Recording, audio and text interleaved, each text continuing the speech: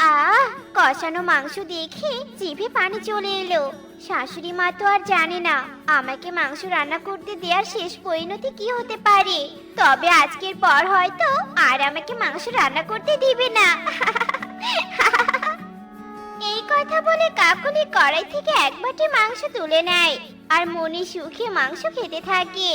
আর এক পর্যায়ে কড়াইয়ের সব মাংস শেষ হয়ে যায়। কি গো বৌমা, মাংস রান্না এখনো শেষ হয়নি নাকি? তাড়াতাড়ি করে মাংস নিয়ে এসো। তুমি একটু অপেক্ষা করো মা, আমি কাকুলিকে একটু সাহায্য করতে যাচ্ছি। বেচারি হয়তো এতগুলো মাংস একাই নিয়ে আসতে পারছে না। আচ্ছা ঠিক আছে, তবে তাই কর। এই কথা বলে কালু রান্নাঘরে চলে যায় আর সেখানে গিয়ে দেখে কাকুলি সবগুলো মাংস খেয়ে শুয়ে থেকে আরাম করছে।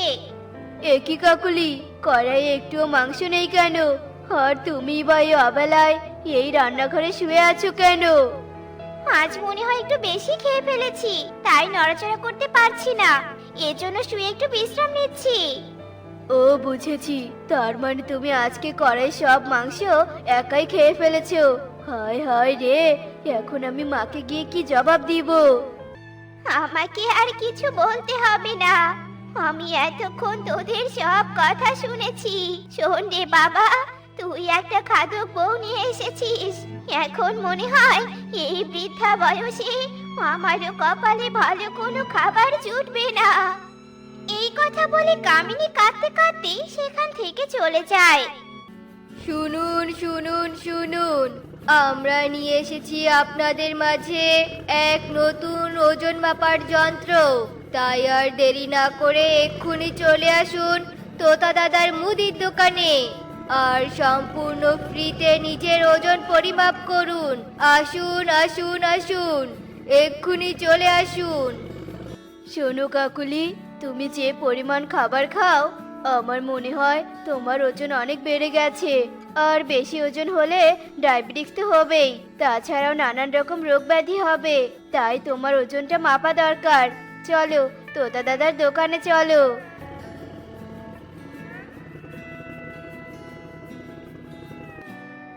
এই, তোরা শুনতে পেরেছিস? তোতা আঙ্কেলের দোকানে নাকি ওজন মাপার ব্যবস্থা করা হয়েছে। চল আমরা সবাই ওজন মাপার যন্ত্র দেখতে যাব। হ্যাঁ হ্যাঁ চল, আমিও যাব। আমিও যে কখনো এরকম যন্ত্র দেখিনি। তোদের সবার আগে আমি ওজন মাপার যন্ত্র দেখব, আর কাল স্কুলে গিয়ে সবাইকে বলবো যে আমি সবার আগে ওই অদ্ভুত যন্ত্রটা দেখেছি। কি মজা কি মজা। না কনক, আমি আগে দেখব, দাঁড়া আমিও আসছি।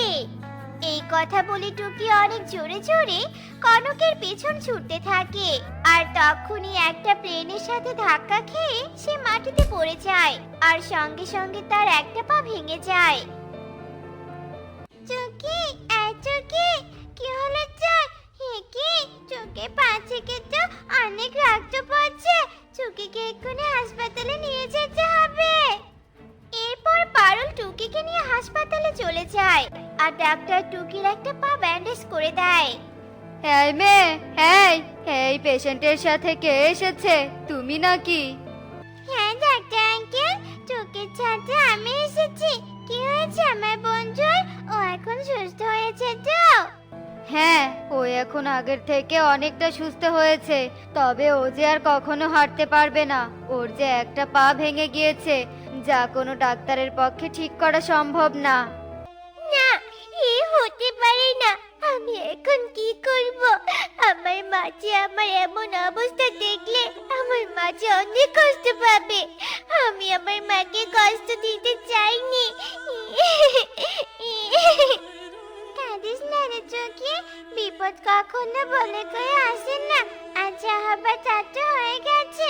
চল আমি তোকে বাড়িতে পৌঁছে দিয়ে আসি, দেখবি টুনি মাসি তোকে কিছুই বলবে না। এরপর পারুল টুকিকে পিঠে নিয়ে বাড়িতে চলে যায়। এ কি পারুল, তোরা আজ বাড়িতে যে খেলতে যাসনি নাকি? হে কি, কি হয়েছে আমার টুকির? ওর পায়ে এমন ব্যান্ডেজ করা কেন? এরপর পারুল টুনিকে সব কথা খুলে বলে। হে সৃষ্টিকর্তা, তুমি আমাকে কোন পাপের শাস্তি দিলে? আমি যে এত কষ্ট করে দুটো করে টাকা জমাচ্ছি শুধুমাত্র আমার মেয়েটাকে ভালোভাবে পড়াশোনা শেখাবো জন্য, কিন্তু আমার মেয়েটা যে আর কখনো উঠে দাঁড়াতে পারবে না। হায় হায় রে, এ আমার কি সর্বনাশ হয়ে গেল। এরপর টুনি অনেক জোরে জোরে কাঁদতে থাকে আর পারুল সেখান থেকে তার বাড়িতে চলে আসে। আর এভাবে বেশ কয়েক বছর কেটে যায়।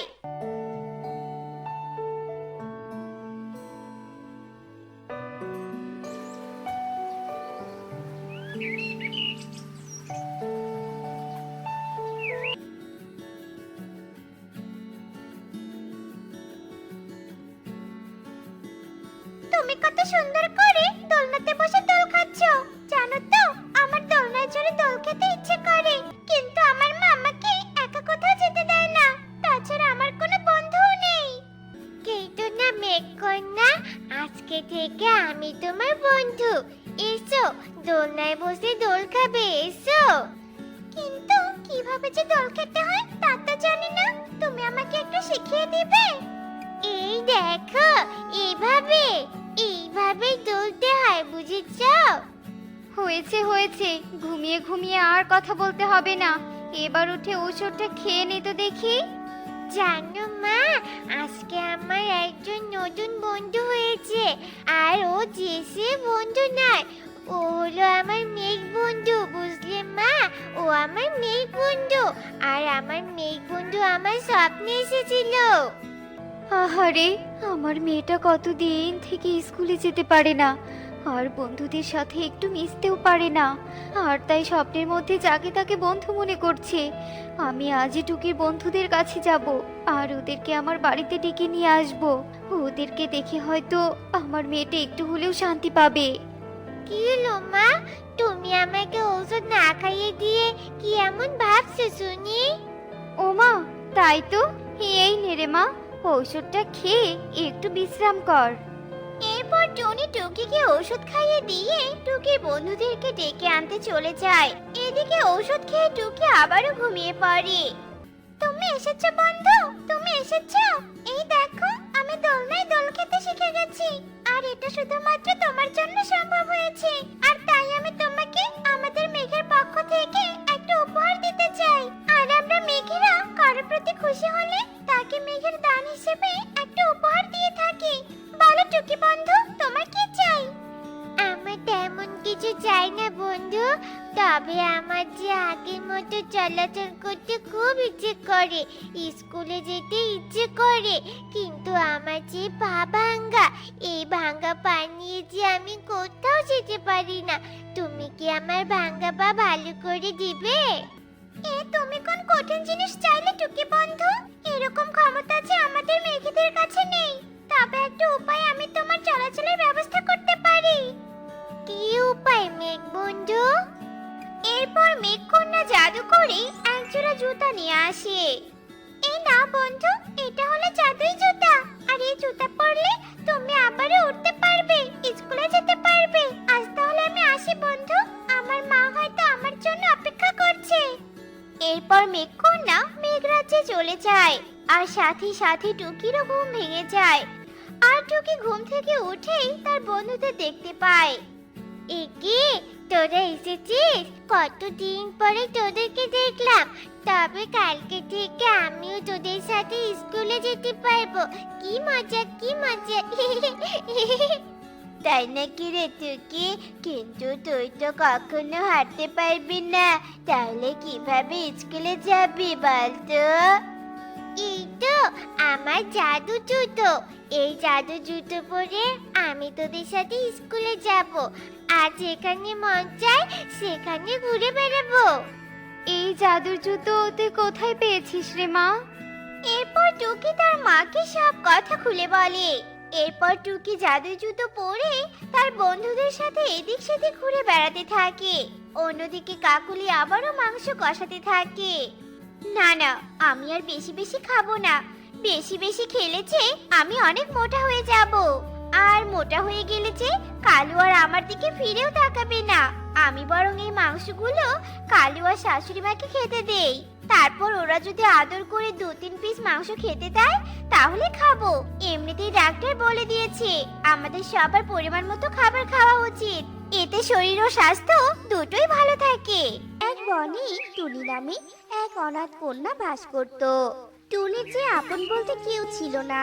টুনি ছিল ভীষণ চঞ্চল স্বভাবের একটা কন্যা। চঞ্চল হলে কি হবে, টুনির যে মাথায় প্রচুর বুদ্ধি ছিল।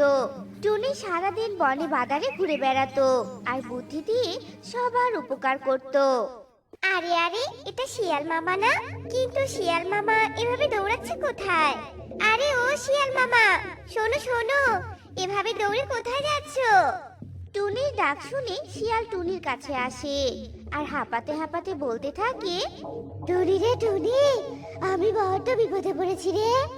বিপদ? কি বিপদ শুনি, বলো তো আমাকে সবটা। তোকে বলে কি হবে, তুই কি আমায় বাঁচাতে পারবি? অযথাই সময় নষ্ট হবে আমার। আহা শিয়াল মামা, তুমি নিজেই তো সময় নষ্ট করছো। আমাকে আগে বলো তো কি বিপদ হয়েছে তোমার? আরে টুনি, আমার পিছনে যে বাঘ তাড়া করেছে, কোনো রকমে পালিয়ে এসেছি। দূর বাবা, তোকে বলে আর কি লাভ, তুই তো একটা ছোট্ট পাখি, তুই কি আর আমাকে বাঁচাতে পারবি? বাঁচতে চাইলে এখান থেকে পালাই, বাঘ এলো বলে। আসুক তবে বাঘ, দেখি কি করে ও আমাদের। বাঘের কথা শুনে তোর ভয় লাগছে না রে টুনি? আমি একটা চালাক প্রাণী হয়েও বাঘকে ভয় পাচ্ছি, আর তুই?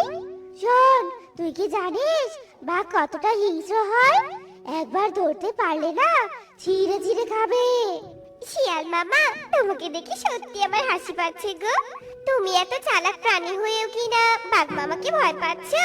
তবে শোনো, এই ছোট্ট টুনি ওই বাঘকে ভয় পায় না, বুঝেছো? দেখো আমি ওই বাঘকে কি করে শাস্তি দেই আর তোমাকে বাঁচাই। তুই কি করে আমাকে বাঁচাবি শুনি? কেন, বুদ্ধি দিয়ে। এই টুনির মাথায় কি কম বুদ্ধি আছে নাকি শুনি? ওই বাঘ যদি হিংস্র হয় তবে টুনিও বুদ্ধিমতী। এরপর টুনি পড়ে থাকা দুটো পাথরের টুকরো তুলে নেয়। কি রে টুনি, তুই এই পাথরের টুকরো দিয়ে কি করবি? তুমি যে এত বোকা না, এসো তো আমার সাথে এসো, এবার দেখবে আমার বুদ্ধির খেলা। এরপর টুনি আর শিয়াল আড়ালে লুকিয়ে পড়ে। এদিকে সেখানে বাঘ আসে। কোথায় কোথায় গেল বেটা শিয়াল, আমার থেকে পালিয়ে যাবি কোথায়? একবার তোকে পাই খালি, দেখবি মজা। বাঘ যখন এসব বলে শিয়ালকে খুঁজছিল, এমন সময় টুনি চুপি চুপি বাঘের পিছনে আসে আর পাথর দুটো ঘষে আগুন জ্বালিয়ে বাঘের লেজে লাগিয়ে দেয়। আর বাঘের লেজে আগুন লাগতেই বাঘ চিৎকার করতে শুরু করে। ওরে বাবা রে, ওরে মারে, আমার লেজটা পুড়েই গেল রে, পুড়েই গেল। কার এত বড় সাহস আমার লেজে আগুন লাগানোর? এসব বলে বাঘ যন্ত্রণায় লাফাতে থাকে আর আগুন নেভানোর জন্য বাঘ পুকুরে লাফ দেয়। আর জলে পড়তে না পড়তেই বাঘ জলে ডুবে মারা যায়। বাহ টুনি, সত্যি তোর বুদ্ধির প্রশংসা না করে পারছি না রে। সত্যি তুই অনেক বুদ্ধিমতী। আজ তোর বুদ্ধিতেই বিনাশ হলো হিংস্র বাঘ। শিয়াল টুনির বুদ্ধির প্রশংসা করে টুনিকে অনেক ধন্যবাদ দিয়ে সেখান থেকে চলে যায়। আর এদিকে টুনিও বনে ঘুরতে থাকে। এভাবেই টুনি প্রতিদিন কারো না কারো উপকার করত। আরে সুখী দিদি, তুমি এভাবে কুয়োর সামনে বসে কাঁদছো কেন? কি হয়েছে তোমার বলো তো? টুনি, আর বলিস না, আমার ছানাটা খেলতে খেলতে কুয়োর ভিতরে পড়ে গেছে। আমি তো বুঝে উঠতে পারছি না কি করে কুয়োর ভিতরে যাব। কুয়োটা যে অনেক গভীর রে। টুনি, তোর মাথায় তো অনেক বুদ্ধি, একটু বুদ্ধি দিয়ে আমার মেয়েটাকে উদ্ধার কর না রে টুনি। বুঝেছি, তবে তুমি কোনো চিন্তা করো না। আমি যখন এসে গেছি তাহলে তোমার ছানাকে আমি ঠিক উদ্ধার করেই ছাড়বো। আচ্ছা, এই কুয়োটাতে তো কোনো জল নেই তাই না? পেয়েছি বুদ্ধি।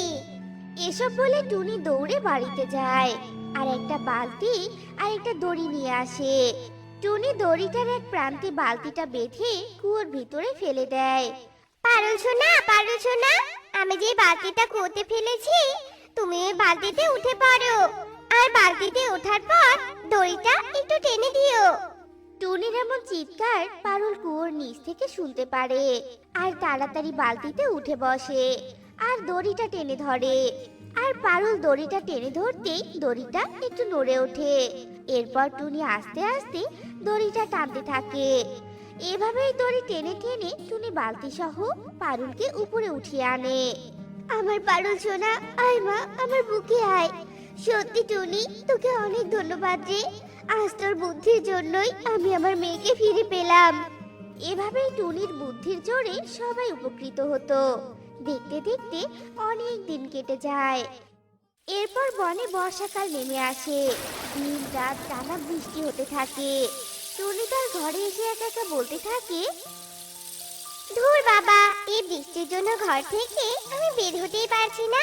কিন্তু একটা ব্যাপার, বনে যে এত ঝড় বৃষ্টি হচ্ছে, না জানি কখন বনে বন্যা দেখা দেয়। বন্যা হলে তো বনের পাখিরা অনেক বিপদে পড়বে। কি করি কি করি? টুনি ভাবতে থাকে আর পাইচারি করতে থাকে। এমন সময় টুনির মাথায় একটা বুদ্ধি আসে। হ্যাঁ, পেয়েছি বুদ্ধি। আমি বড় কোনো একটা উঁচু স্থানে একটা বড় বাড়ি বানাবো আর সেই বাড়িতেই সবাইকে আশ্রয় নিতে বলবো, যাতে বনে বন্যা হলেও পাখিদের কোনো ক্ষতি না হয়। কিন্তু এমন উঁচু স্থান আমি কোথায় পাবো যেখানে বন্যার জল আসতে পারবে না? হ্যাঁ, পেয়েছি, পাথর। আমি পাথর দিয়ে উঁচু স্থান তৈরি করব আর তার উপরেই বাড়ি বানাবো। যা করতে হবে আমাকে খুব তাড়াতাড়ি করতে হবে, দেরি করলে যে বিপদ হতে পারে। যেমন কথা তেমন কাজ। টুনি বৃষ্টিতে ভিজেই পাথরের সন্ধানে যায় আর টুনি বড় বড় পাথর এনে বনের একটা জায়গায় অনেক উঁচু পাথরের স্তূপ তৈরি করে আর সেই পাথরের স্তূপের উপর একটা বড় করে বাঁশের বাড়ি বানায়। এই তো আমার কাজ শেষ। এবার বন্যা হলে আর কোনো চিন্তাই নেই। এমন উঁচুতে বন্যা জল কিছুতেই আসতে পারবে না। এবার যাই, বনের পাখিদের এই বাঁশের বাড়িতে আশ্রয় নিতে বলি। কখন কোন বিপদ হয় বলা তো আর যায় না। এরপর টুনি বৃষ্টিতে ভিজেই সুখীর বাড়িতে যায়। আরে টুনি যে, তা তুই এভাবে বৃষ্টিতে ভিজে এখানে কেন? সুখী দিদি, বনের অবস্থা তো দেখছই। যে ঝড় বৃষ্টি হচ্ছে, মনে হয় এতে করে বন্যা হবে। শোনো, আমি তোমাদের জন্য উঁচু স্থানে একটা বড় বাড়ি বানিয়েছি। তোমরা সবাই ওখানে আশ্রয় নাও। আর এটা বলার জন্যই আমি এসেছি গো। টুনি, তুই আমাদের জন্য এত ভাবিস? সত্যি তুই অনেক ভালো রে। আমরা এক্ষুনি যাচ্ছি। এভাবেই টুনি একে একে বনের সবার বাড়ি থেকে সব পাখিকে ডেকে তার পাথরের উপর তৈরি বাঁশের বাড়িতে আশ্রয় দেয়। আর রাত থেকে শুরু হয় প্রচন্ড বাতাস আর বৃষ্টি। প্রবল বাতাসে বনের গাছপালা ভাঙতে শুরু করে। এভাবেই 3-4 দিন কেটে যায়। সত্যি সত্যি এক সময় বনের মধ্যে বন্যা দেখা দেয়। বনের সব পাখিদের বাড়িঘর বন্যার জলে ভেসে যায়। কিন্তু বন্যার জল পাথরের উপর তৈরি বাঁশের বাড়ি অব্দি গড়াতে পারেনি। সত্যি রে টুনি, তুই অনেক বুদ্ধিমতী। আর যদি তুই বুদ্ধি করে এই পাথরগুলোর উপর বাড়ি তৈরি না করতে, তাহলে তো আমরা এতক্ষণে বন্যার জলে ভেসেই যেতাম আর আর অকালে মৃত্যুবরণ করতাম। হ্যাঁ কাকুলি দিদি, তুমি একদম ঠিকই বলেছ। টুনির মতো এমন বুদ্ধিমতী কন্যা আমাদের বনে আছে বলেই তো আমরা সব সময় সব রকম বিপদ থেকে রক্ষা পাই। আহা, তোমরা থামো তো। আমার এত প্রশংসা তোমাদের করতে হবে না। আমি বুদ্ধি দিয়ে যদি তোমাদের উপকারী না করতে পারি, তাহলে এই বুদ্ধি দিয়ে আমার কি লাভ বলো? এসব কথা বলে সবাই টুনির প্রশংসা করতে থাকে।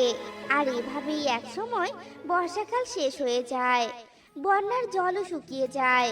এরপর বনের সবাই যে যার মতো নতুন করে বাড়ি বানিয়ে নেয়। আবার আগের মতো তারা থাকতে শুরু করে। এদিকে টুনি আবারও আগের মতো বুদ্ধি দিয়েই সবার উপকার করে সুখেই দিন কাটাতে থাকে। দেখো টুনি, দুঃখ আর আনন্দ দুটোই আমাদের জীবনের অঙ্গ। যেমন দিন আর রাত পাশাপাশি থাকে, ঠিক তেমনই এখন রাত, তার মানে সুন্দর এক সকাল আসছে।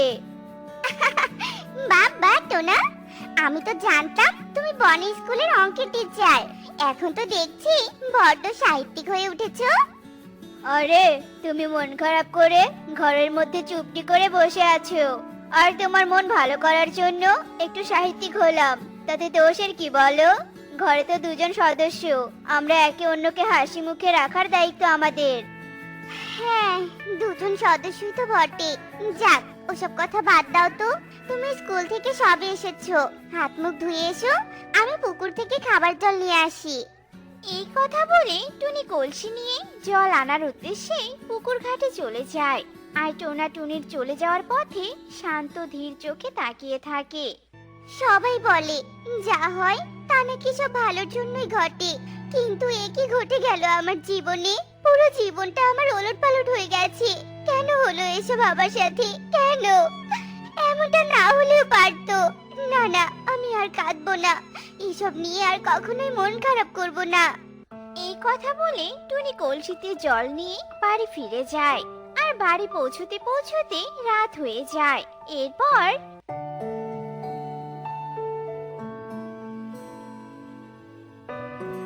টুনি, তুমি সারাদিন এভাবে মন খারাপ করে বসে থাকো, আমার একদম ভালো লাগে না।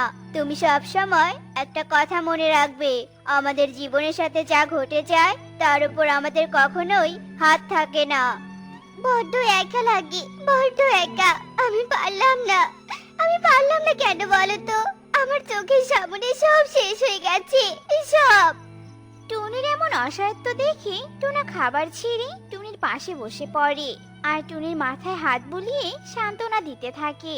এরপর রাত গভীর হলে তারা দুজনে বিছানায় গিয়ে ঘুমিয়ে পড়ে। মা, মা, মা, কোথায় তুমি?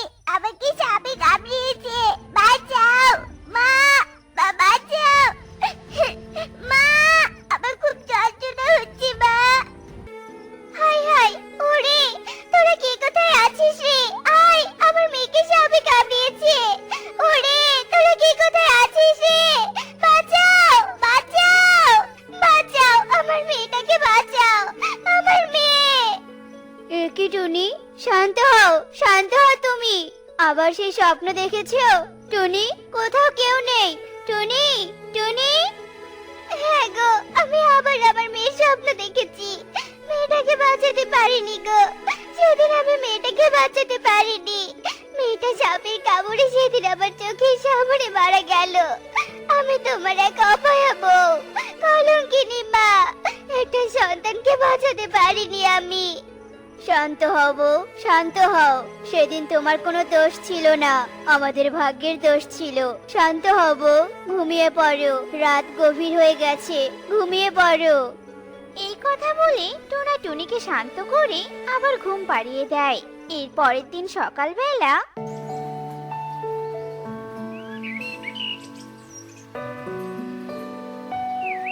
কাট কাট মিষ্টি, বড় বড় গাছগুলো দেখি কাট। বড় বড় গাছগুলোর কাঠ অনেক মজবুত হয়, আমরা এই কাঠগুলো দিয়ে শক্তপোক্ত ঘর বানাতে পারবো। হ্যাঁ, বড় বড় গাছগুলোই তো কাটতে হবে, সামনে বর্ষাকাল আসছে, মজবুত করে ঘর না বানালে তো বর্ষায় আমাদের ভীষণ অসুবিধা হবে। হ্যাঁ, ঠিকই বলেছিস, প্রতিটা পাখিকে মজবুত করে ঘর বানানো উচিত, কারণ পাখির প্রধান আশ্রয় এই ঘর, আর ঘরই আমাদের বাইরের বিপদ থেকে রক্ষা করবে, ছোট ছোট বাচ্চাদের দুষ্টু পাখিদের হাত থেকে বাঁচাবে। মিষ্টিটি আর শালিক যখন নিজেদের মধ্যে কথা বলছিল, ঠিক তখনই ঝোপের আড়াল থেকে একটা বিষধর সাপ বের হয় আর কোনো কারণ ছাড়াই দুজনের পায়ে ছোবল মেরে পালিয়ে যায়। হায় হায়, আজকেও বনে দুজন সাপের কামড়ে মারা গেল। কি হচ্ছেটা কি এই বনে? দিন দিন সাপের কামড়ে পাখিদের মৃত্যুহার বেড়েই চলেছে। না না, আর হাত পা গুটিয়ে বসে থাকলে চলবে না। এই সমস্যার সমাধান করার জন্য বনের মোড়ল উল্লু প্যাঁচার কাছে যেতেই হবে। আমাদের এই সমস্যার সমাধান চাই। আর যদি এই সমস্যার সমাধান না করা হয়, তাহলে একে একে সবাই মারা যেতে থাকবে।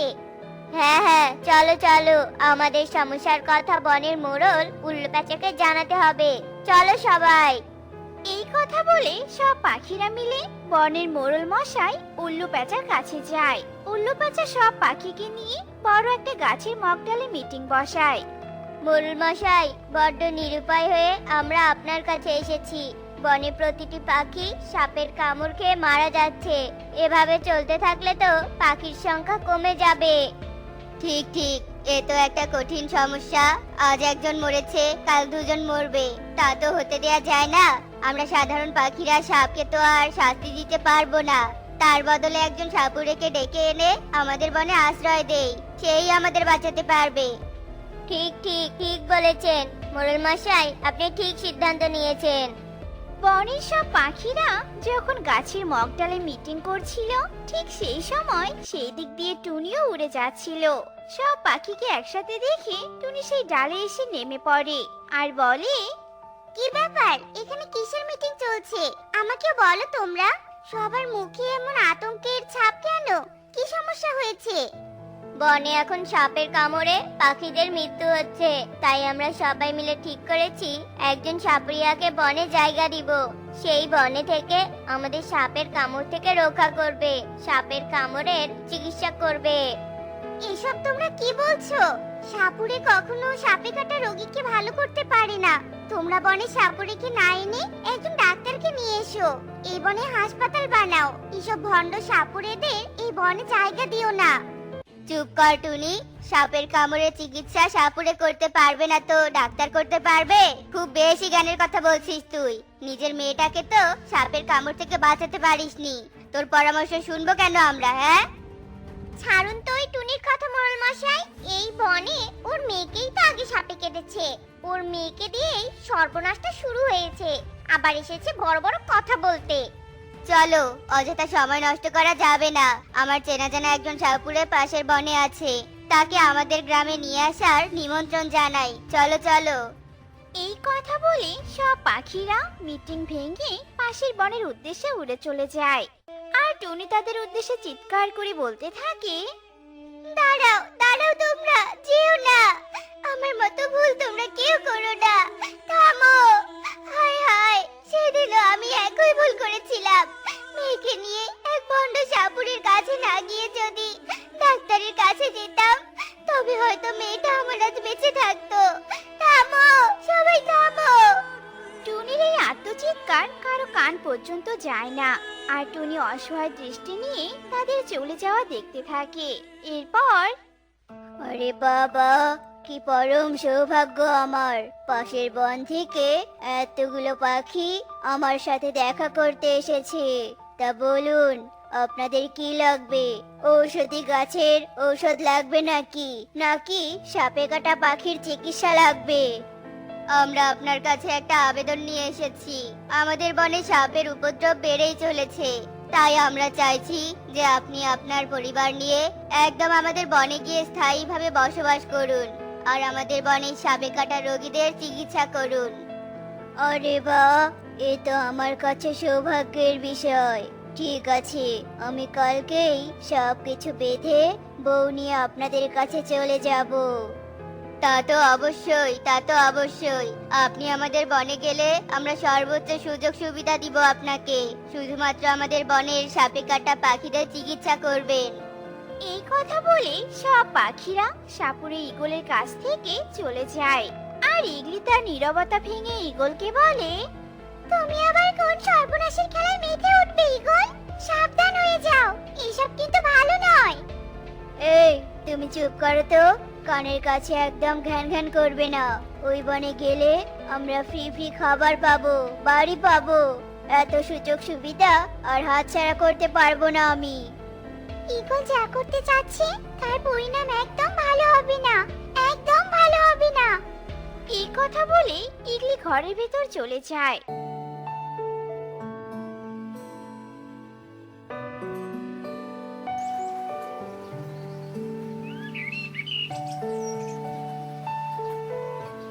এর পরের দিন সকালবেলা ঈগল আর ঈগলি তাদের সবকিছু গুটিয়ে নিয়ে পাশের বনে চলে যায়। পাশের বনের পাখিরা তাদের থাকার জন্য একটা বাড়ি বানিয়ে দেয়। এরপর, ঈগল ঈগল, বাড়িতে আছো? ঈগল, তাড়াতাড়ি বাইরে বেরিয়ে এসো, কবুতরকে সাপে কেটেছে, তাড়াতাড়ি এসো। সরে যাও, সরে যাও, তোমরা সবাই সরে যাও। আমাকে বিন বাজাতে দাও, এক্ষুনি একে ঠিক করে দিব আমি।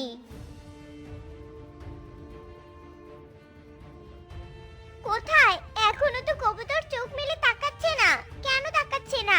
তোমার বিন বাজাতে সাপ আসছে না কেন?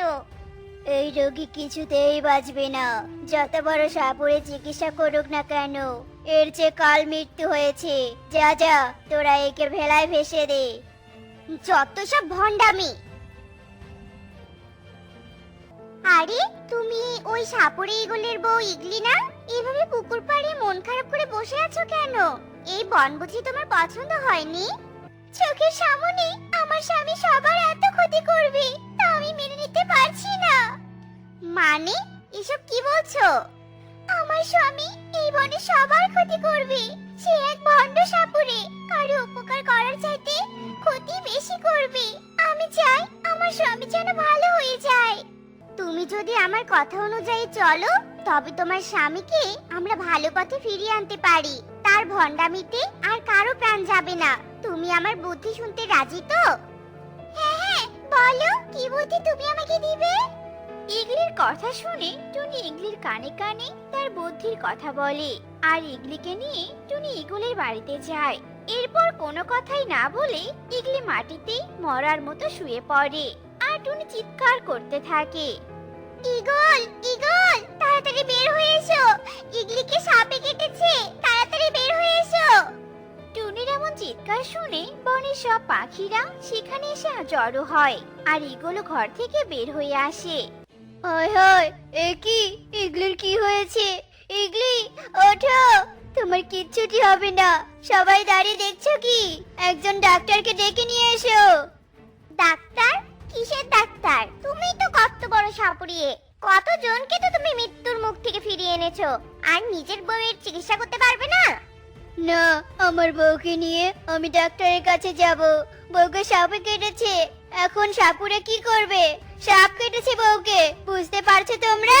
চলো ইগলিকে ডাক্তারের কাছে নিয়ে চলো, নয়তো বাঁচাতে পারবো না।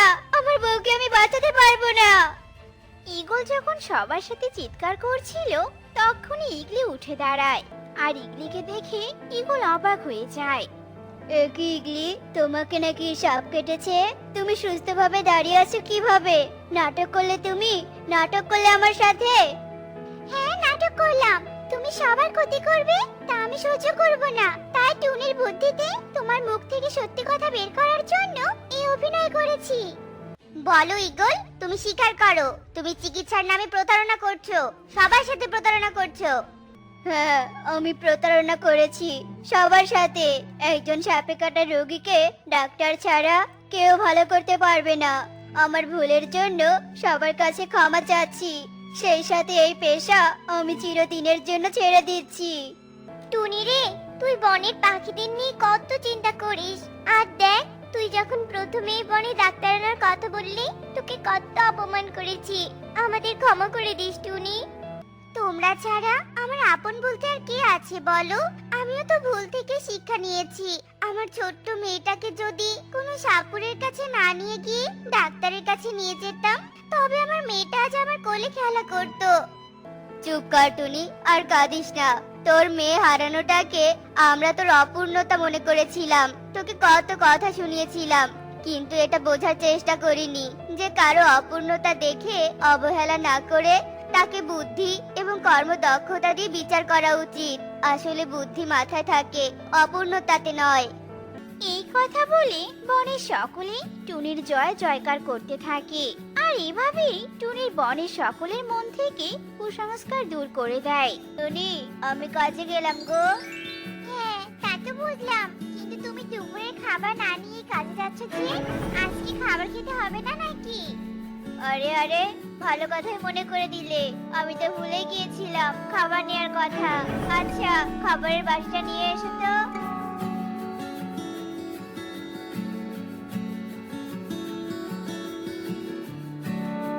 বাবা কাজে যাচ্ছে বুঝছি। শোনো বাবা, আজ কাজ থেকে ফেরার সময় আমার জন্য নতুন জুতো কিনে নিয়ে আসবে, বুঝেছো? আমার বন্ধুরা নতুন জুতো পরে খেলতে আসে, আর আমি শুধু প্রতিদিন পুরাতন ছেঁড়া জুতো পরে খেলতে চাই। আমার খুব খারাপ লাগে, খুব। কিন্তু মা,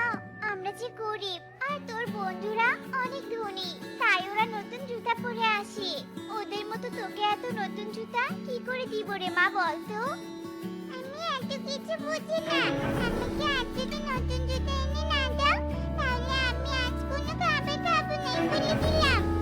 পাগলি মেয়ে আমার, তুই আমার এত আদরের মেয়ে, আর তুই একটা আবদার করেছিস আর আমি তা এনে দিব না, তা কি কখনো হয়? আমি আজ কাজ করে সেই টাকা দিয়ে তোর জন্য সুন্দর একটা জুতা নিয়ে আসবো রে মা, তবুও না খেয়ে যেন থাকিস না। কি মজা, কি মজা, বাবা তুমি খুব ভালো আর মা পচা। আমি কি জামা দিতে জানা? বাবা আমি আজ পেট ভরে ভাত খাবো, আমার চেয়ে নতুন জুতো হবে। এই বলে টুকি খুশিতে খেলতে চলে যায় আর টোনা কাছে চলে যায়। টোনা বেচার গমের জমিতে কাজ করত। টোনা সারাদিন কাজ করে বিকেলে তার পারিশ্রমিক নিয়ে জুতার দোকানে যায়। দাদা ওই জুতোগুলো কত করে? টোনা এই জুতাগুলো 600 টাকা, কিন্তু তুমি অনেক গরিব তাই তোমার জন্য 500 টাকা রাখতে পারবো। আজ কাজ করে পারিশ্রমিক 500 টাকায় পেয়েছি, এখন মেয়ে যেহেতু চেয়েছে তাই মেয়ের জন্য জুতাটা নিয়ে যেতেই হবে।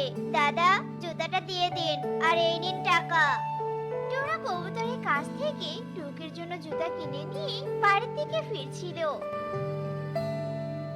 আর পথে কালু কাকের সাথে টোনার দেখা হয়ে যায়। আরে টোনা যে কোথায় গিয়েছিলে? এর জন্য দেখছি জুতাও নিয়েছো, ভালোই তো দেখছি এখন টাকা ইনকাম করো। হ্যাঁ দাদা, কাজ করে যে টাকা পাই তা দিয়েই বউ বাচ্চাদের নিয়ে ভালোই চলে। মেয়ে জুতার জন্য জেদ করেছে তাই আজকে কাজের টাকা দিয়ে মেয়ের জন্য জুতা নিয়ে আসলাম। আমার মেয়েকেও এমন জুতা কিনে দিব ভাবছি, জুতাগুলো খুব সুন্দর। আচ্ছা তাহলে বাড়িতে যাও।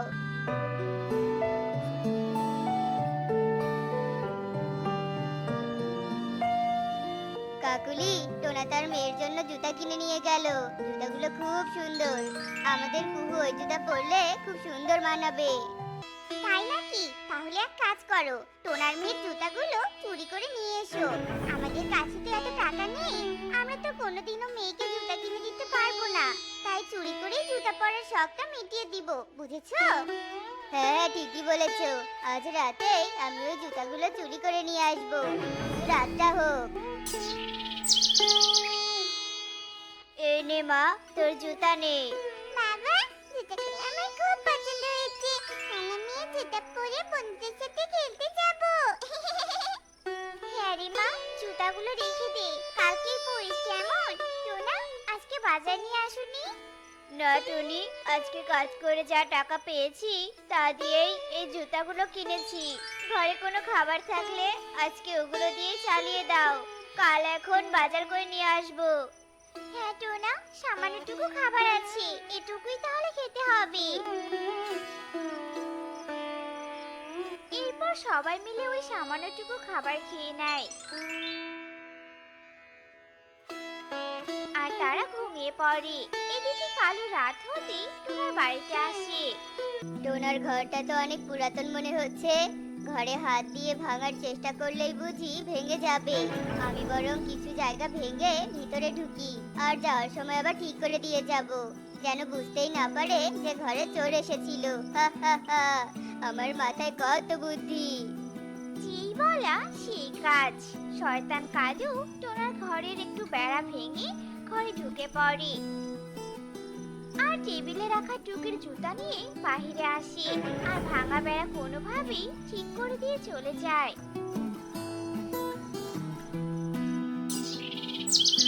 পরের দিন সকালে টুকি তার জুতা খুঁজতে থাকে। মামা আমার জুতা কোথায়? এখানেই তো কাল রেখেছিলাম, তাহলে কোথায় গেল জুতা? হ্যাঁ টেবিলের উপরেই তো ছিল, কোথায় গেল জুতাটা? দাঁড়া দেখছি, ঘরে কোথাও আছে হয়তো।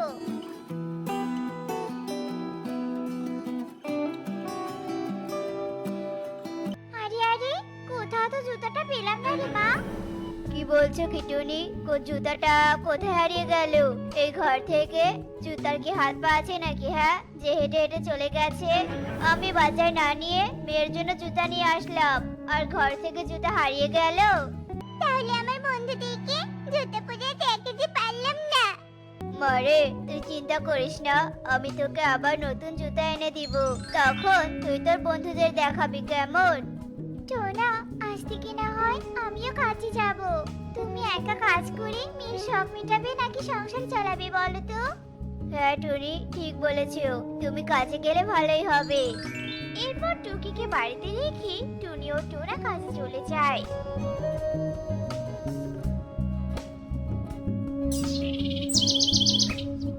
আর দুজনে সারাদিন কাজ করে মেয়ের জন্য জুতা আর কিছু বাজার নিয়ে বাড়িতে চলে আসে। আর কাকুলি এসব দেখতে পায়। কালু, টোনা টুনি দেখলাম আজকেও মেয়ের জন্য জুতা আর বাজার করে নিয়ে গেল। জুতাগুলো খুব সুন্দর দেখলাম। তুমি আজকেও জুতা চুরি করে নিয়ে আসবে আর খাবারগুলো নিয়ে আসবে। এখন থেকে আমাদের আর কাজ করতে হবে না গো। টোনার ঘর থেকে প্রতিদিন খাবার, টাকা, জিনিসপত্র চুরি করলেই হয়ে যাবে। হ্যাঁ হ্যাঁ কাকুলি, ঠিক বলেছো, আমি তাই করব। এদিকে টুনি জুতাগুলো আবার টেবিলের উপর রেখে দেয় আর কিছু খাবার সবাই খেয়ে নেয়। আর বাকি খাবারগুলো সকালের জন্য রেখে দেয়। আর সবাই ঘুমিয়ে পড়ে। সেই সুযোগে কালু এসে আবারও একইভাবে জুতা ও খাবার চুরি করে নিয়ে যায়। কিন্তু কালুর মনে থাকে না ঘরে ভাঙা বেড়া ঠিক করার। পরের দিন সকালবেলা টুনি ভাঙা ঘরের বেড়া দেখে অবাক হয়ে যায়। এই কি টোনা, কি সর্বনাশ হয়েছে! দেখো, ঘরের বেড়া ভাঙা। তার মানে চোর এসে জুতা চুরি করে নিয়ে গেছে। আজকেও তো জুতা দেখছি না। আজকেও নিয়ে গেছে টোনা। আর এখানে সকালের জন্য খাবার রেখেছিলাম, খাবারগুলো তো দেখছি না।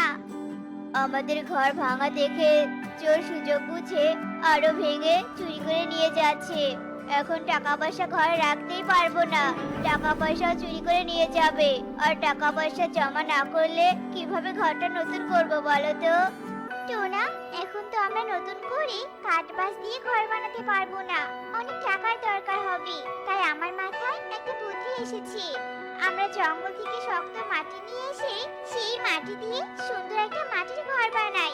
তাহলে চোর আর মাটির বেড়া ভেঙে আমাদের সবকিছু চুরি করতে পারবে না গো। টুনি, তুমি তো ভালো বুদ্ধি দিয়েছো, তাই করো তাহলে। হ্যাঁ বাবা, তাই করো, তাহলে শয়তান চোর আর আমার জুতা চুরি করতে পারবে না। এরপর টুনি টোনা জঙ্গলের ভিতরে যায় আর শক্ত মাটি এনে তাদের ঘরের উপর লাগাতে থাকে। এক পর্যায়ে পুরো ঘর মাটি দিয়ে মাটির ঘর তৈরি করে ফেলে। টুনি, মাটির ঘর তো খুব ভালোই লাগছে, শরীর ঠান্ডা ঠান্ডা লাগছে। আমাদের আর এখন গরম লাগবে না। বাবা, তাহলে এখন আমাকে জুতা এনে দাও, এখন তো আর চোর আসবে না। মারে, আজ তো আর কাজে যেতে পারলাম না, কাল তোকে জুতা এনে দিব। টোনা, আজ এক কাজ করি, আমরা না ঘুমিয়ে চোরকে ধরে শিক্ষা দিব, না হলে আমাদের বনে আরো পাখিদের ঘরে এই চোর চুরি করবে।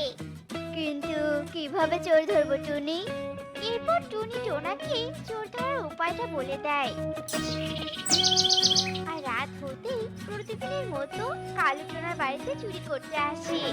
কি ব্যাপার, এরা দেখছি ভাঙা ঘরের উপর মাটি দিয়ে রেখেছে, আবার দরজা দেখছি খোলা। হয়তো দরজা লাগাতে মনে নেই এদের, এই সুযোগে চুরি করে পালায়।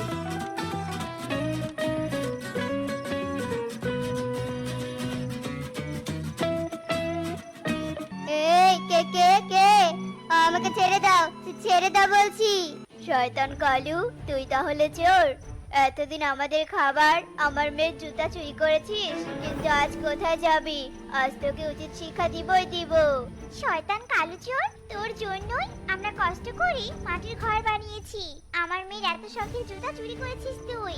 এইসব বলতে থাকে আর টোনা টুনি কালুকে অনেক মারতে থাকে। আমাকে আর মেরো না, আমি আর কখনো চুরি করব না। আমি তোমার মেয়ের জুতা ফিরিয়ে দিব, তবু আমাকে ছেড়ে দাও।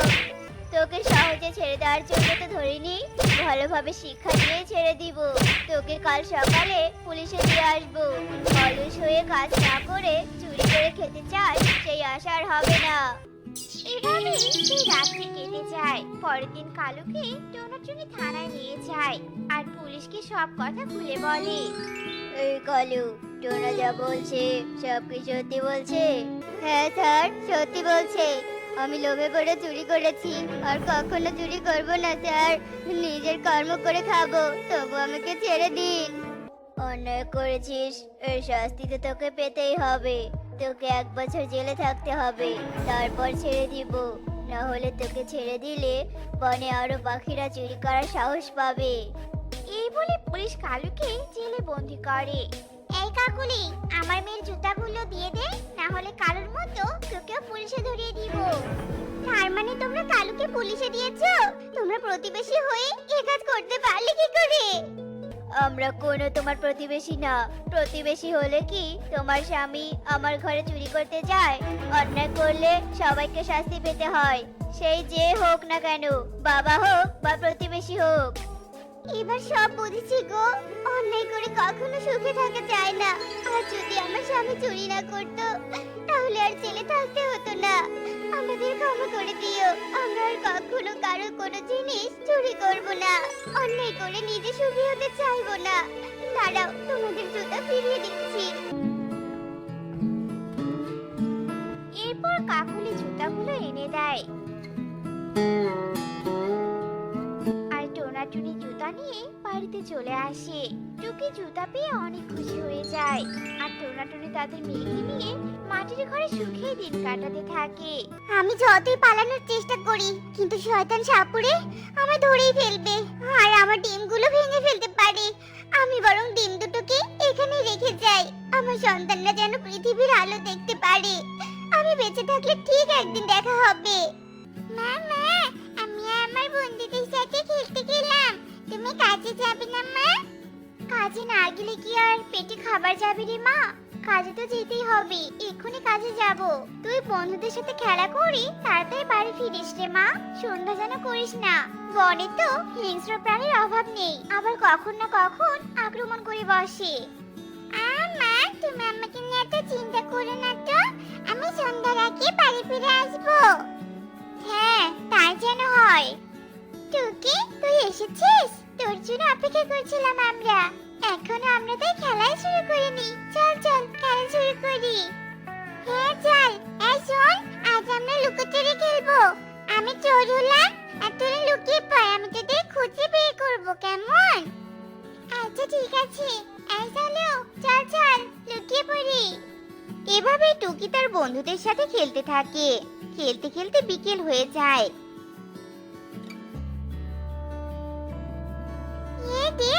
বিকেল হয়ে গেছে, আজ খেলবো না রে।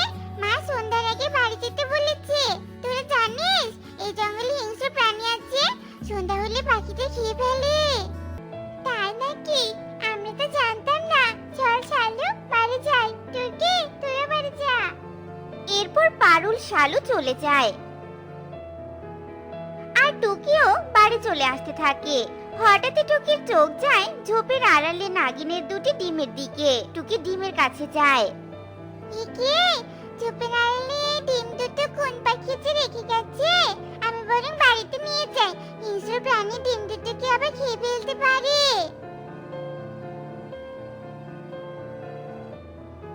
কিরে মা, তুই এই ডিম দুটো কোথায় পেলি?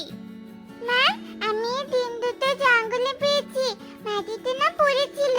হিংস্র প্রাণী থেকে বাঁচাতে বাড়িতে নিয়ে এলাম। ভালো করেছিস রে মা। মা, আমি বলি কি, তুমি আর ডিমের দাদাও যদি ডিম ফুটে ছানা বের হয়, তাহলে আমার ভালোই হবে। আমার তো ভাই বোন নেই। ভাই বোন হলে আমাকে আর বাইরে খেলতে যেতে হবে না। ভাই বোনের সাথে খেলতে পারবো। আহারে আমার সোনা মা, আমার এই ছোট্ট টুকিমার মাথায় এত বুদ্ধি। ঠিক আছে রে মা, আমি তা দিব। এরপর টুনি ডিম দুটিতে তা দিতে থাকে। এভাবেই দেখতে দেখতে বেশ কয়েকদিন কেটে যায়।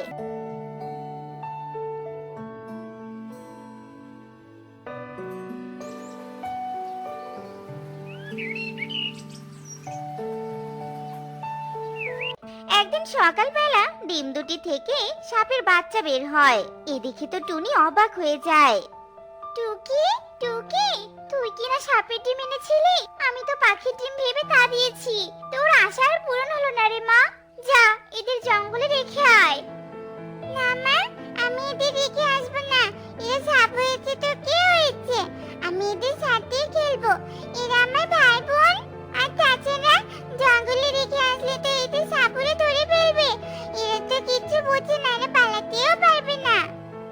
মা মা মা। হ্যাঁ রে মা, তুই তো ঠিকই বলেছিস। দেখ, এরা আমাকে মা ভেবে ডাকছে। ঠিক আছে, তোরা আমার সন্তান হয়ে আমার কাছে থাকবি। মা টুকি, এরা দুজন আজ থেকে তোর ভাই। এরা দুজনেই যে ছেলে সাপ। ভালো হয়েছে মা, এখন থেকে আমি দুই ভাইয়ের সাথে খেলবো। কি মজা, কি মজা। আচ্ছা রে মা, তুই তোর ভাইদের সাথে থাক, আমি এদের জন্য দুধ নিয়ে আসছি। ঠিক আছে মা, যাও। ভাইদের হয়তো ক্ষুধা পেয়েছে, তাড়াতাড়ি দুধ নিয়ে এসো। এভাবেই টুনি তার নিজের সন্তানের মতোই আদর ভালোবাসা দিয়ে দুই সাপছানাকে বড় করতে থাকে। এভাবেই কেটে যায় বেশ কিছুদিন।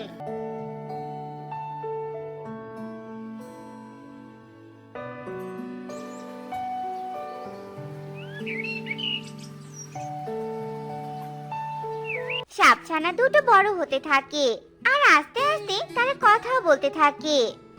মা টুকি, তোরা তিন ভাই বোন বাড়িতেই খেল, আমি কাজে যাচ্ছি। বাইরে কিন্তু একদম যাবি না, সাপুরে তোর ভাইদের দেখে ফেললে ধরে নিয়ে যাবে। ঠিক আছে মা, আমি বাইরে নিয়ে বাইরে কোথাও যাব না, তুমি যাও কাজে। আর আমাদের নিয়ে তো চিন্তা করতে হবে না মা। হ্যাঁ মা, তুমি কাজে যাও, আমরা কোথাও যাব না। ভাই তোরা এখানে থাক, আমি আমার বন্ধুদের ডেকে নিয়ে আসি। সবাই একসাথে খেললে আরো বেশি মজা হবে। আচ্ছা ঠিক আছে, যাও বোন, তোমার বন্ধুদের ডেকে নিয়ে এসো। কালু কালু, টুনি তো দেখছি সাপদের ছেলে বানিয়েছে। দেখো না, টুকি আবার ভাই ভাই বলছে। আর সাপ দুটো হয়তো জাদুর সাপ, কথাও বলতে পারে দেখছি। চলো কালু চলো, আমরা এদের ধরে বাড়িতে নিয়ে যাই।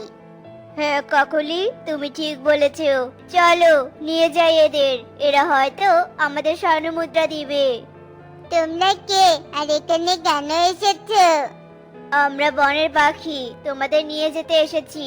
এখন চলো আমাদের সাথে আমাদের বাড়িতে, আর আমাদের স্বর্ণমুদ্রা দিয়ে ধনী বানিয়ে দিবে। তোমরা তো জাদুর সাপ। না, আমরা যাব না, আমাদের এটাই বাড়ি। টুনি আমাদের মা, টুকি আমাদের বোন। মা বোনকে ছেড়ে কোথাও যাব না। যাবি না আমাদের সাথে? দাঁড়া, এক্ষুনি সাপুরে এনে তোদেরকে ধরে নিয়ে যাব। তখন সাপুরের হাতেই তোদের মরতে হবে। না না, এ কাজ করো না তোমরা। আমাদের তো স্বর্ণমুদ্রার জন্য নিয়ে যাবে, আমি তোমাদের স্বর্ণমুদ্রা দিচ্ছি। তবুও আমাদের কোনো ক্ষতি করো না, আমরা এই বাড়িতেই থাকতে চাই। ঠিক আছে, তবে স্বর্ণমুদ্রা দাও। আর একটা কথা, টুনিকে যেন বলো না। এই না তোমাদের স্বর্ণমুদ্রা, এবার এখান থেকে চলে যাও।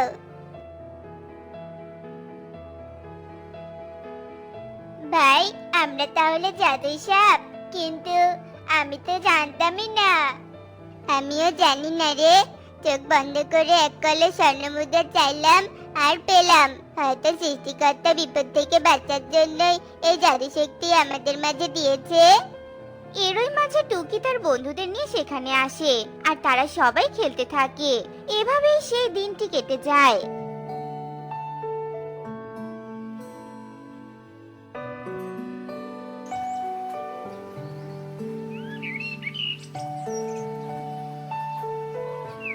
কাকলি, এই এক কলের স্বর্ণমুদ্রা তো কিছুদিন বসে খেলেই শেষ হয়ে যাবে। চলো আমরা আরো স্বর্ণমুদ্রা নিয়ে আসি, যেন আমাদের আর কাজ করতে না হয়, বসে বসে খেয়ে জীবন কাটিয়ে দিতে পারি। হ্যাঁ হ্যাঁ, চলো চলো। এই সব, আজ আমাদের 5 কলস স্বর্ণমুদ্রা দাও। ওই 1 কলস স্বর্ণমুদ্রা কয়েকদিন পরে তো শেষ হয়ে যাবে, না দিলে জানিসই তো আমরা তোদের কি করতে পারি। কালুর কথায় সাপ ভয় পেয়ে 5 কলস স্বর্ণমুদ্রা দেয়, আর কালু কাকুলি সেগুলো নিয়ে চলে যায়। এভাবেই প্রতিদিন কালু আর কাকুলি সাপদের কাছ থেকে স্বর্ণমুদ্রা নিয়ে যেতে থাকে। একদিন, মা আজ কাজ থেকে এত দেরি করে এলে যে? মারে, আজ কাজ পাইনি, তাই তাড়াতাড়ি আসলাম। আজ তোদের কষ্ট করে না খেয়ে থাকতে হবে রে মা। আমি বরং টুনিমাকে 1 কলস স্বর্ণমুদ্রা দেই, টুনিমা আমাদের জন্যই তো কষ্ট করে কাজ করে। মা, এ নাও স্বর্ণমুদ্রা, আর এগুলো দিয়ে তুমি খাবার নিয়ে এসো। যেদিন তুমি কাজ পাবে না, এই স্বর্ণমুদ্রা দিয়ে চলবে মা। কি রে বাবা, তোরা স্বর্ণমুদ্রার কলস কি করে পেলি? তবে কি তোরা জাদু শক্তি পেয়েছিস? এরপর সাপ সবকিছু খুলে বলে। টুনি, তুই দেখছি জাদুর সাপ এনে স্বর্ণমুদ্রা নিচ্ছিস। আমাদেরও এর ভাগ দে, আমরাও তো গরিব। ঠিক আছে কাকুলি দিদি, এই নাও কিছু স্বর্ণমুদ্রা, এবার যাও। আর কাউকে যেন বলো না এই দুই সাপের কথা। আচ্ছা আচ্ছা, বলবো না। কাকুলি, আমার মনে হয় টুনির কাছে অনেক স্বর্ণমুদ্রা আছে। টুনি তো আমাদের থেকেও বড়লোক হবে। এক কাজ করি, আমরা রাজা মশাইকে সবটা বলে দেই, আর গরিব পাখিদের স্বর্ণমুদ্রাগুলো রাজাকে ভাগ করে দিতে বলবো। আমরাও কিছু স্বর্ণমুদ্রা পাবো, আর টুনি গরিব হয়ে যাবে। আমরা এই বনে একাই বড়লোক থাকবো। হা হা হা হা হা। বুদ্ধিটা তো তুমি ভালোই বলেছো, চলো তবে তাই করি। আরে কালু, বলো কি সমস্যা তোমাদের? রাজা মশাই, টুনির কাছে অনেক স্বর্ণমুদ্রার কলস আছে, কিন্তু গরিব পাখিদের সাহায্য করছে না। কি বলছো কি? টুনি এত স্বর্ণমুদ্রা কোথায় পেলো? এরপর কালুকাক সাপের কথা রাজাকে খুলে বলে। ও এই ব্যাপার, আমার রাজ্যে টুনি একাই ধনী হচ্ছে আর আমি কিছুই জানি না। মন্ত্রী, টুনিদের সবাইকে ধরে নিয়ে এসো আমার রাজ দরবারে। আজ্ঞা জাহাপনা, নিয়ে আসছে। এরপর মন্ত্রী টুনিদের সবাইকে রাজ দরবারে ধরে নিয়ে আসে। এ কি টুনি, এসব কি শুনছি? তুমি এই জাদুর সাপদের কাছে নাকি স্বর্ণমুদ্রার কলস নিচ্ছ, আর বনের গরিব পাখিরা সাহায্য চাইলে সাহায্য করছো না? কালু আমাকে না বললে তো আমি জানতেই পারতাম না।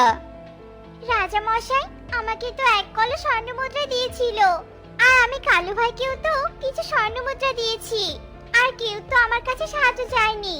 আর রাজা মশাই, আমি তো জানতাম না যে এরা জাদুই সাপ। তুমি এদের কোথায় পেয়েছো? এরপর টুনি সবটা খুলে বলে।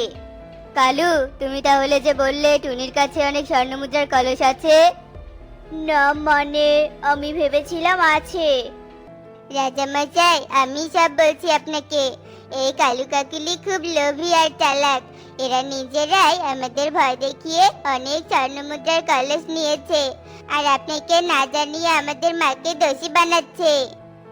কালু, এ কি শুনছি তোমার নামে? তুমি নিয়েছো স্বর্ণমুদ্রা? কোথায় রেখেছো বলো? আমার বাড়িতে আছে রাজা মশাই। মন্ত্রী, কালুর বাড়ি থেকে সব স্বর্ণমুদ্রার কলস এনে বনের গরিব পাখিদের ভাগ করে দাও। আর টুনি, তুমি যে সাপদের বাড়িতে রেখেছো, যদি কারো ক্ষতি করে বসে? রাজা মশাই, এরা আমার সন্তানের মতোই। এরা খুব ভালো, কখনো কারো ক্ষতি করবে না রাজা মশাই। টুনি, এরা কারো ক্ষতি না করুক, কিন্তু এরা যে স্বর্ণমুদ্রার কলস দিতে পারে, তাই অনেক পাখি তোমাদের ক্ষতি করতে পারে। তাই এদের জঙ্গলে রেখে এসো, এতে তোমার ভালো হবে। ঠিক আছে রাজা মশাই। বাবা, আমি তোদের আর রাখতে পারলাম না। আজ থেকে তোরা জঙ্গলই থাকবি, আর মাঝে মাঝে আমি তোদের সাথে দেখা করে আসব। ঠিক আছে মা, তোমাদের ছেড়ে থাকতে খুব কষ্ট হবে মা। ভাই, আমি তোমাদের সাথে এখানেই খেলতে আসবো, কেমন? এরপর টুনি টুকি দুই সাপ ভাইকে জঙ্গলে রেখে চলে আসে, আর মন্ত্রী কালু কাকে সব স্বর্ণমুদ্রার কলস গরিব পাখিদের মাঝে ভাগাভাগি করে দেয়। হলো তো ধনী হওয়া, তোমার জন্য সব স্বর্ণমুদ্রা চলে গেল। অন্যের উপর সন্দেহ করে দোষ চাপিয়ে দিলে সেই দোষের বোঝা নিজেকে বয়ে বেড়াতে হয়, বুঝলে তো? কিরে বাবা রাজু, কোথায় তুই? আজকে হোলির দিন, আর আমার পাগল ছেলেটা কোথায় লুকিয়ে আছে? আয় বাবা, আমি তোকে রং লাগিয়ে দেই। বাবা, আমি এখানে বাবা, তুমি আমাকে ধরতে পারবে না, ধরতে পারবে না। এই যে আমি এখানে লুকিয়ে আছি, এসো এসো, ধরো আমাকে। কি মজা, আমাকে বাবা খুঁজেই পায় না। রাজুর কথা শুনে টোনা রাজুকে খুঁজতে থাকে, আর খুঁজতে খুঁজতে রাজুকে টোনা ধরে ফেলে। আর টোনা বলে, পেয়েছি পেয়েছি, আমার সোনা বাবাটাকে আমি ধরতে পেরেছি। আর পালিয়ে যাবি কোথায় বাবা? আয় আয় বাবা, তোর শরীরে আমি রং লাগিয়ে দেই, এই নে। না না, দিও না বাবা, দিও না, দিও না বাবা, বাবা দিও না, আমাকে রং দিও না। উফ, তুমি তো আমাকে রং দিয়ে একদম মাখিয়ে দিলে। না না না না না, আমাকে দিও না রং। ঘুমন্ত অবস্থায় রাজু এ কথা বলে চিৎকার করে জেগে ওঠে।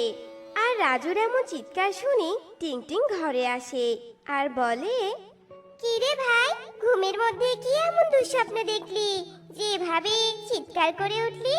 খুব ভয় পেয়েছিস ভাই? বল না ভাই, কি হয়েছে? দিদি রে দিদি, আজ আমি বাবাকে স্বপ্নে দেখেছি। আমার আজকে বাবা মায়ের কথা খুব মনে পড়ছে রে দিদি। কি সুন্দর ছিল আগেরকার দিনগুলো আমাদের, জানিস রে দিদি। আমি স্বপ্নে দেখেছি আমি আর বাবা রং দিয়ে হোলি খেলছি। দিদি, এবার কি তুই আমাকে রং কিনে দিবি না দিদি?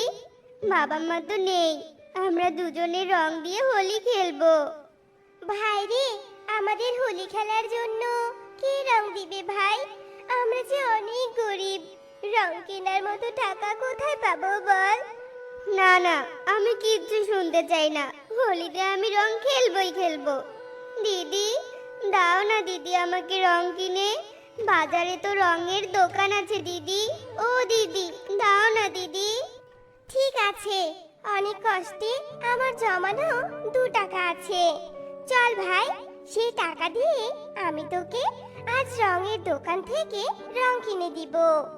টিংটিং এর মুখে কথা শুনে রাজু ভীষণ খুশি হয় আর বলে, ঠিক আছে দিদি, তাহলে এক্ষুনি যাই আর এক্ষুনি চলো। কি মজা কি মজা, দিদি আমাকে রং কিনে দিবে। কি মজা কি মজা। এই কথা বলে 2 ভাই বোন রং কিনতে বেরিয়ে পড়ে। বন্ধুরা, এতক্ষণ যাদের আমরা দেখছিলাম তারা হলো টিংটিং আর রাজুটোনা। তারা ছিল এতিম। অনেক কষ্টে টিংটিং তার ভাইকে নিয়ে কোনো মতে খেয়ে পড়ে বেঁচে আছে। টিংটিং এবং রাজুটোনার বাবা যখন মারা যায় তার কিছুদিন পর রাজুটোনা রাস্তার ধারে খেলতে গিয়ে গাড়ি অ্যাক্সিডেন্ট করে তার একটা পা নষ্ট হয়ে যায়। তখন থেকে রাজুটোনা লাঠিতে ভর করেই হাঁটতে থাকে।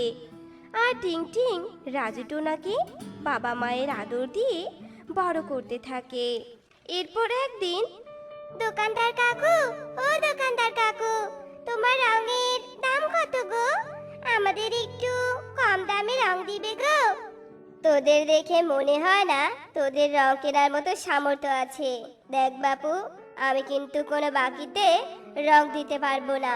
যা যা, তোদের দেখে আমি বুঝতে পেরেছি তোরা আমার কাছে ধারে রং নিতে এসেছিস, তাই না? সর এখান থেকে, আমার বেচা কেনার সময় বিরক্ত করিস না। না না দোকানদার কাকু, তুমি ভুল ভাবছো। আমরা কখনো তোমার কাছে বাকিতে কিছু নিব না। আমাদের কাছে টাকা আছে। এই দেখো, আমরা 2 টাকা এনেছি। এই টাকা দিয়ে তুমি আমাদের রং দাও না কাকু। টিংটিং এর কথা শুনে যজ্ঞ কাক হাসতে হাসতে বলে, এই 2 টাকা দিয়ে তো রঙের একটা দানা পাওয়া যাবে না। আমার সাথে ইয়ার্কি করছিস তোরা, তাই না? প্রথমে দেখেই তো তোদের আবার গরিবের বাচ্চা মনে হয়েছে। আমি ঠিক জানতাম তোদের কাছে কোনো টাকা নেই। যজ্ঞ কাকের এই কথা শোনার পরেও টিংটিং আর রাজুটোনা রং নেওয়ার জন্য যজ্ঞ কাকের কাছে আবদার করতেই থাকে। তাদের আবদার শুনে যজ্ঞ কাক মনে মনে বলে, উফ, এই ছেলে মেয়ে দুটো তো আমাকে জ্বালিয়ে মারলো। হাতে তো টাকা নেই, এদিকে শক্ত আবার আকাশ ছোঁয়া। দাঁড়া, দেখাচ্ছি মজা। এমন রং দিব যে সারা জীবনের জন্য রং খেলার শখ মিটে যাবে। যজ্ঞ কাক এসব কথা ভেবে রাজুটোনা আর টিংটিংকে বলে, আচ্ছা আচ্ছা দিচ্ছি, দাঁড়া। এত করে যখন বলছিস তবে নিয়ে যা রং। একটু দাঁড়া, আমি তোদের লাল রং দিচ্ছি। আরে, কিন্তু আমার কাছে তো এখন লাল রং নেই। আচ্ছা ঠিক আছে, তোরা একটু এখানে দাঁড়া, আমি আমার রঙের গোডাউন থেকে তোদের রং এনে দিচ্ছি। দাঁড়িয়ে থাক একটু কষ্ট করে। এ কথা বলে যজ্ঞ কাক সেখান থেকে উড়ে চলে যায় আর একটা মুদির দোকান থেকে লাল মরিচের গুঁড়া নিয়ে আসে। তারপর যজ্ঞ কাক টিংটিং আর রাজুটোনাকে সেই লাল মরিচের গুঁড়া দিয়ে দেয়। এরপর যজ্ঞ কাক বলে, এই নে তোদের রং, নিয়ে যা এখন। তোরা কত করে বলছিলিস, তাই আমি কষ্ট করে নিয়ে আসলাম শুধুমাত্র তোদের জন্য রে। আর তোদের 2 টাকাটা দিয়ে যা তো, ওটা আমার রঙের দাম। যজ্ঞ কাকের এই কথা শুনে ওরা 2 ভাই বোন অনেক খুশি হয়। আর 2 টাকা দিয়ে রং কিনে বাড়ি নিয়ে যায়। আর যেতে যেতে রাস্তার মধ্যে রাজু টোনা বলে ওঠে, দিদি, অবশেষে আমরা রং পেলাম। এবার আমরা খুব আনন্দ করে রং খেলতে পারবো দিদি। আয় না দিদি, তোকে একটু রং মেখে দেই। বেশি দিব না, একটুখানি দিব দিদি। আচ্ছা, তাহলে আমি কিন্তু তোকে রং লাগিয়ে দিব বললাম। পরে কিন্তু রং লাগিয়ে দিয়েছি বলে কাঁদতে পারবি না ভাই। এই কথা বলে 2 ভাই বোন দুজন দুজনকে রং লাগাতে থাকে। তারা যেই না রং লাগিয়েছে তখনই রাজু টোনা আর টিংটিং এর মুখ অনেক জ্বলতে থাকে। তারপর টিংটিং, বাবা গো, ভাগো, মুখ আবার জ্বলে গেল। ও মা, জ্বলে গেল রে, আমার মুখটা জ্বলে গেল। আমারও মুখ জ্বলে যাচ্ছে দিদি। দিদি, আমার বড্ড কষ্ট হচ্ছে, জ্বলে যাচ্ছে দিদি। তারপর ওরা 2 ভাই বোন একটা নদীর ধারে আসে। আর টিংটিং নদীর জল তুলে তার মুখ পরিষ্কার করতে থাকে, আর রাজু টোনা মুখ পরিষ্কার করতে থাকে। এরপর টিংটিং কাঁদতে কাঁদতে বলে, দোকানদার কাকু বুঝি আমাদের রঙের বদলে মরিচের গুঁড়া দিয়েছে রে ভাই। কেন আমাদের এভাবে কষ্ট দিল দোকানদার কাকু? কি দোষ করেছিলাম আমরা? আমরা তো টাকা দিয়ে রং কিনতে চেয়েছিলাম। হায় ঈশ্বর, আমরা 2 ভাই বোন এতিম আর গরিব বলে সবাই কি আমাদের এভাবেই ঘৃণা করবে? দিদি রে, গরিবের শখ কখনো পূরণ হয় না রে দিদি। তা আরো একবার প্রমাণ হয়ে গেল। আমি আর কখনো এমন শখ করব না। এত কষ্টে বেঁচে থাকার চেয়ে চল আমরা 2 ভাই বোন এই নদীতে ডুবে মারা যাই। টিংটিং আর রাজু টোনা যখন নদীর ধারে দাঁড়িয়ে এসব কথা বলা বলি করছিল তখনই নদী থেকে একটা জলপরি উঠে আসে। আর তাদের কাঁদতে দেখে জলপরি বলে, তোমরা কে সোনামণিরা? আর এভাবে এই নদীর ধারে একাকী কাঁদছো কেন? কি হয়েছে তোমাদের? তোমাদের সব কষ্টের কথা আমাকে বলো। তোমাদের সব কষ্ট আমি দূর করে দিব। জলপরির কথা শুনে টিংটিং আর রাজু টোনা কাঁদতে কাঁদতে তাদের সাথে হওয়া ঘটনা খুলে বলে। সব শুনে জলপরি বলে, ও, এই ব্যাপার। তোমরা কোনো চিন্তা করো না সোনামণিরা, দাঁড়াও, এক্ষুনি তোমাদের সব দুঃখ আমি দূর করে দিচ্ছি। এই কথা বলে জলপরি নদীর জলে ডুব দেয়। আর কিছুক্ষণ পর এক হাতে এক সোনার মোহরের থলি আর এক হাতে রঙের থালা নিয়ে উপরে উঠে আসে। আর জলপরি তাদের বলে, এই থলে ভর্তি সোনার মোহর আছে, আর এই রং নিয়ে তোমরা বাড়িতে চলে যাও। তোমাদের আর কোনো দুঃখ কষ্ট থাকবে না। জলপরির এমন কথা শুনে টিংটিং আর রাজু টোনা ভীষণ খুশি হয়। তারপর জলপরির দেওয়া সোনার মোহর আর রং নিয়ে ওরা 2 ভাই বোন বাসায় চলে যায়। তারপর রং দিয়ে তারা মনের আনন্দে হোলি খেলতে থাকে। আর সোনার মোহর দিয়ে তাদের সংসার খুব সুন্দরভাবে চলতে থাকে। এদিকে হঠাৎ করে বনের মধ্যে একদিন ঝড় শুরু হয়। আর ঝড়ের কারণে যজ্ঞ কাকের দোকানের সব রং বৃষ্টির জলে নষ্ট হয়ে যায়। তা দেখে যজ্ঞ কাক কপাল চাপকাতে চাপকাতে বলে ওঠে, হায় হায় রে, এ আমার কি সর্বনাশ হলো। আমি তো এবার পথের ভিখারি হয়ে গেলাম। এই ব্যবসা ছাড়া তো আমি আর কোনো কাজ করতে পারি না। তবে কি আমি আর আমার পরিবার এভাবে না খেয়ে থাকবো? কোন পাপে যে আমি এত বড় শাস্তি পেলাম তাই ঈশ্বরই জানে। এই কথা বলে যজ্ঞ কাক তার রঙের দোকানের সামনে বসে বসে কাঁদতে থাকে। আর অন্যদিকে টিংটিং আর রাজু টোনা সুখে শান্তিতে ওদের দিন কাটাতে থাকে।